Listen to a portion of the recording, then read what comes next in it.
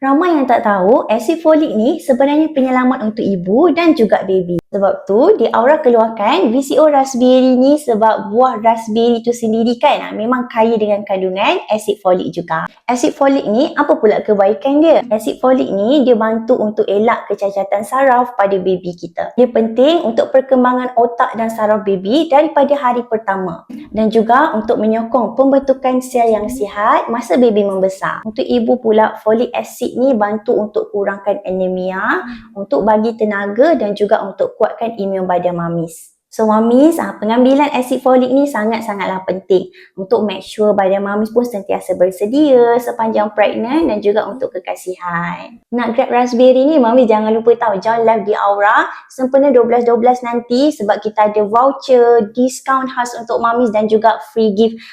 So mamis jangan terlepas peluang tau join live kita 12.12 nanti.